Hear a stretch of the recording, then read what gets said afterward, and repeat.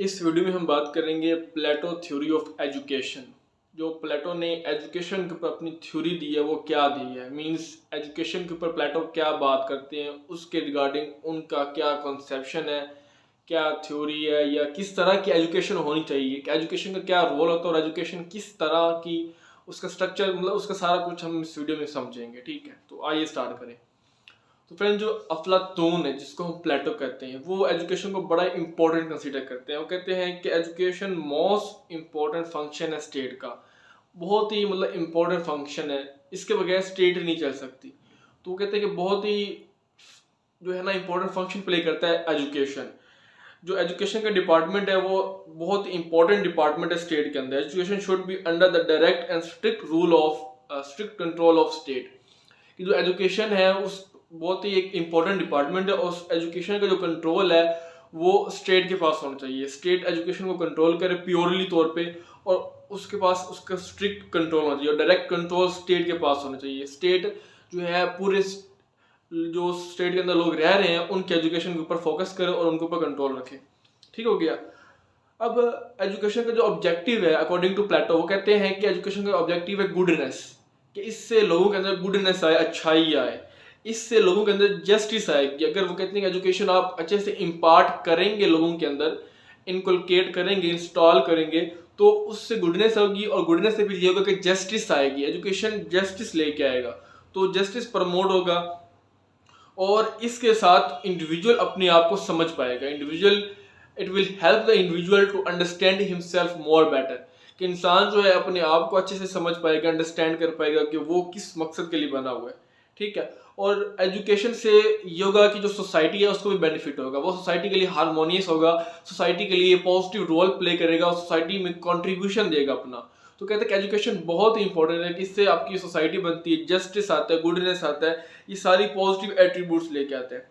तो good life के लिए एजुकेशन होना बहुत ज़रूरी है। अगर आप चाहते हैं आपको गुड लाइफ मिलने, अच्छी लाइफ हो, तो एजुकेशन होना ज़रूरी है। और मेन बात ये है, मज़े की बात यह है कि एजुकेशन में प्लेटो कहते हैं कि औरत को भी वही एजुकेशन मिली है जो मर्द को मिल रही है। Men and women are equal for the same education, कि दोनों को सेम एजुकेशन मिल जाए और वो दोनों इक्वल है। ये नहीं है कि मैन को और एजुकेशन मिले और विमेन को और एजुकेशन मिले, मेल को और मिले और फीमेल को और मिले, नहीं।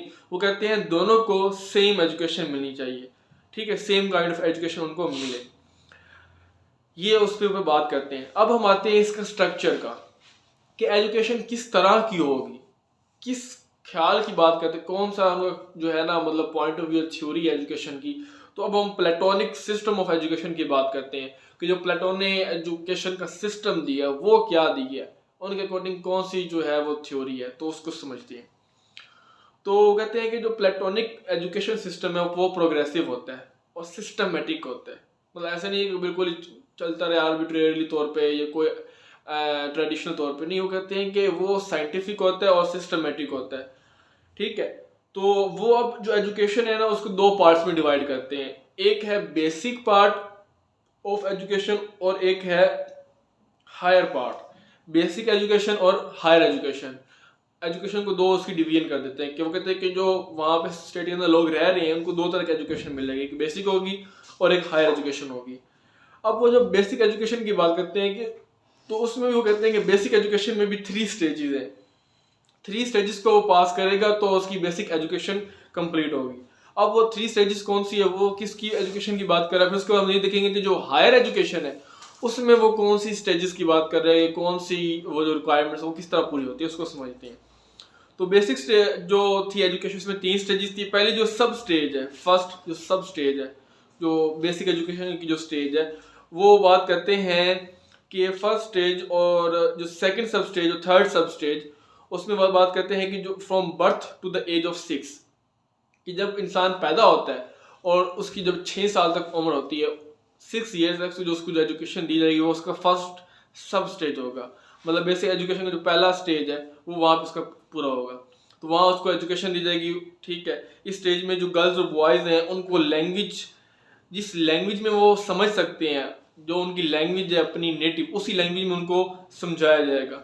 ठीक है, तो उनको बेसिक लाइफ के फैक्ट्स बताए जाएंगे, कि बेसिक जो लाइफ की जो चीज़ें हैं, बुनियादी रिक्विजिट्स जो हैं, जो फंडामेंटल हैं, उनको वो समझाई जाएंगी। ठीक है, स्टोरीज के थ्रू और पिक्चर्स के थ्रू, डिफरेंट स्टोरीज सुनाकर, कहानियाँ सुनाकर, डिफरेंट पिक्चर्स के थ्रू उनको बेसिक जो फैक्ट्स हैं लाइफ के वो समझाए जाएंगे, ताकि उनके अंदर एक बेसिक और राइट किस्म का, राइट काइंड ऑफ एटीट्यूड वो इनकुलकेट हो जाए। तो इस तरह करके उनके अंदर एक राइट काइंड ऑफ जो एटीट्यूड है वो डेवलप किया जाता है। तो पहली जो सब स्टेज थी, फर्स्ट सब स्टेज बेसिक एजुकेशन में, वो थी 0 to 6 ईयर्स। अब जो फ्रेंड्स सेकंड सब स्टेज है उसमें वो बात करते हैं 6 to 18 ईयर्स, 6 से 18 साल तक जो एजुकेशन होगी वो होगी उनकी सेकंड सब स्टेज। इसमें ये होगा कि जो चिल्ड्रन होंगे, जो बच्चे होंगे, उनको म्यूजिक और जिम्नास्टिक वो सिखाया जाएगा, म्यूजिक के बारे में, क्योंकि म्यूजिक को कहते हैं सोल के लिए बेस्ट है, उससे सोल की नरिशमेंट होती है, सोल को उसका आगे कहते हैं उसकी डेवलपमेंट होती है, और जो जिम्नास्टिक है वो उससे उसकी बॉडी की डेवलपमेंट होती है।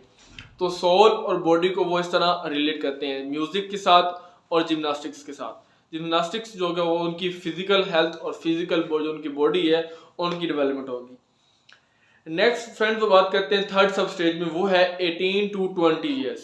ठीक है, तो 18 to 20 ईयर्स में क्या होगा, पहले 0 से 6 साल, 6 से 18, अब 18 से 20 साल।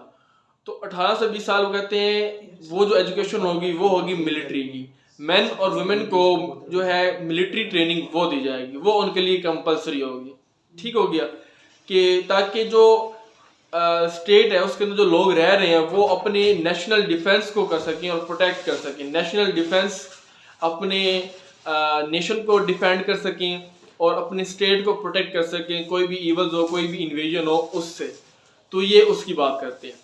ठीक हो गया, तो ये थी बेसिक एजुकेशन जिसमें 3 स्टेजेस बताई, 0 से 6 ईयर, 6 से 18 और 18 से 20 ईयर्स। तो 18 से 20 मिलिट्री एजुकेशन को दी जाएगी, मिलिट्री ट्रेनिंग होगी, वो अपनी स्टेट को प्रोटेक्ट करेंगे, डिफेंड करेंगे, कोई भी इन्वेजन आता है, कोई भी इशू होता है तो उस हवाले से उनका जो नेशनल डिफेंस है वो प्रिजर्व रहेगा। ठीक हो गया। अच्छा, अब हम आते हैं फ्रेंड्स हायर एजुकेशन के ऊपर। ये थी बेसिक एजुकेशन, अब आते हैं हायर एजुकेशन जो दूसरा पार्ट है उसका। हायर एजुकेशन में क्या कहते हैं, हायर एजुकेशन कहते हैं कि 20 साल से लेके 35 साल तक होती है। ठीक है, starts at the age of 20 and last till 35 years of age. अब जो हायर एजुकेशन है उसकी भी 2 सब स्टेजेस हैं, 2 सब पार्ट्स हैं, उसकी भी 2 स्टेजेस हैं। ठीक है, पहली है 20 से 30 साल तक और फिर दूसरी है 30 से 35 साल तक। ये उनका कैटेगरीज कर दिया उन्होंने, डिवीजन कर दी है, सब स्टेजेस, सब कैटेगरीज बना दी हैं। ठीक है, तो अब ये जो हायर एजुकेशन है इसमें क्या है, 20 से 30 साल तक ये होगा कि जो लोग होंगे उनको लॉजिक सिखाया जाएगा, उनको मैथमेटिक्स सिखाई जाएगी, ज्योमेट्री सिखाई जाएगी, एस्ट्रोनॉमी में, इस तरह के जो सब्जेक्ट्स हैं जो कि इंटेलेक्ट से रिलेटेड हैं, जो कि साइंस से रिलेटेड हैं, उनको वो सिखाए जाएंगे। तो इस एज में वो उनकी ये सारी चीज़ें उनको सिखाई जाएंगी। ठीक है, और जो स्टूडेंट्स, जो लोग जिनका एप्टीट्यूड और जिनका इंटरेस्ट साइंस और फिलोसफी के साथ इंक्लाइन होगा, अलाइन होगा, उन्हीं को ही फिर आगे फर्दर उनकी स्टडीज़ कंटिन्यू करेगी। जो जिनका इंटरेस्ट नहीं होगा, जिनका एप्टीट्यूड साइंस में, फिलोसफी में जिनका एप्टीट्यूड नहीं होगा, इंटरेस्ट नहीं होगा, वो आगे कंटिन्यू नहीं करेंगे।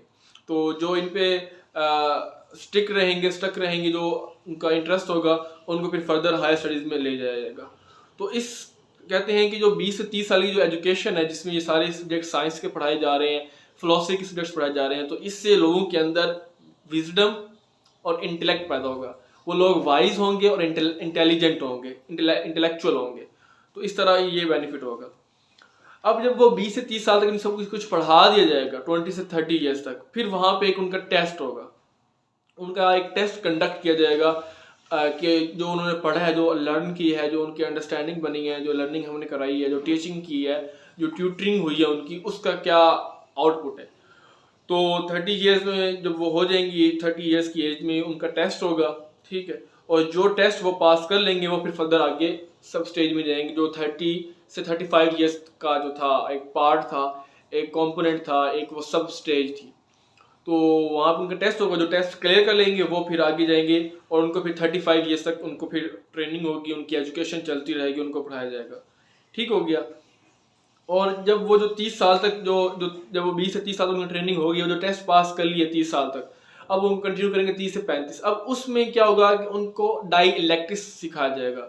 जो प्लेटो का मेथड है इंटेलेक्ट का, डाई इलेक्ट्रिक, जिसमें डायलॉग होता है, क्वेश्चनिंग होती है, क्वेश्चन पे क्वेश्चन होता है, तो वो डाई इलेक्ट्रिक्स जो है वो उनको उसका जो आर्ट है वो सिखाया जाएगा।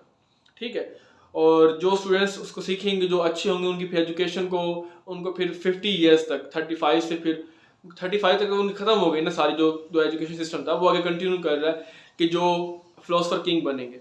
तो 50 ईयर्स तक उनको ये सारा सिखाया जाएगा, फिलोसफी, आर्ट ऑफ डायलेक्ट्स, वो सारा उनको सिखाया जाएगा। और जो वहाँ तक सीखेंगे 50 ईयर्स तक, 35 तक उनको सिखा देंगे, और 50 तक जब वो सीखेंगे, जो लर्न करेंगे, वो बनेंगे फिलोसफर किंग, वो बनेंगे रूलर अकॉर्डिंग टू प्लेटो। तो वो फिर स्टेट को रूल करेंगे, स्टेट को चलाएंगे, वो उसके रूलर होंगे। तो इस तरह करके जो है वो एजुकेशन होगी, फिलोसफर किंग के एजुकेशन सिस्टम रहते हैं। और फिर ये भी कहते हैं कि जो फिलोसफर किंग है उसकी एजुकेशन फिर लाइफ लॉन्ग होगी, उसकी एजुकेशन ख़त्म नहीं होगी।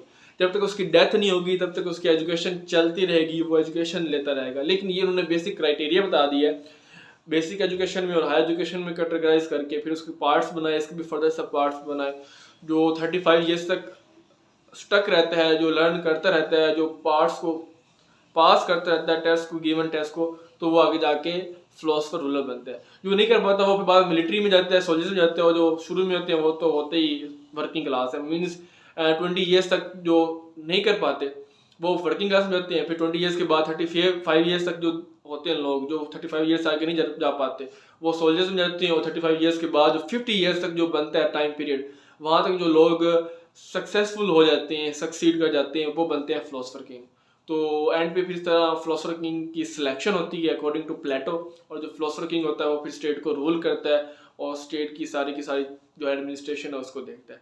तो फ्रेंड्स, ये था प्लेटो का सिस्टम ऑफ एजुकेशन जो उसने दिया था कि किस तरह एजुकेशन होती है, क्या उसका रोल है, मैन और वुमेन के लिए बराबर है, इक्वल है, सेम एजुकेशन, उनको same sort of education provide की जाएगी, ताकि एक तरह की जो है वो भी कंट्रीब्यूट करें, मैन भी और वीमेन भी, वो भी कंट्रीब्यूशन करें। तो फ्रेंड्स, आई होप सो कि आपको ये अंडरस्टैंड हो गया होगा। और आपको ये वीडियो अच्छी लगे तो वीडियो को लाइक कर दें, चैनल को सब्सक्राइब कर दें, और कमेंट में बता दें कि वीडियो कैसी थी। तो फ्रेंड्स, मिलते हैं हम नेक्स्ट वीडियो में। Till then, good bye.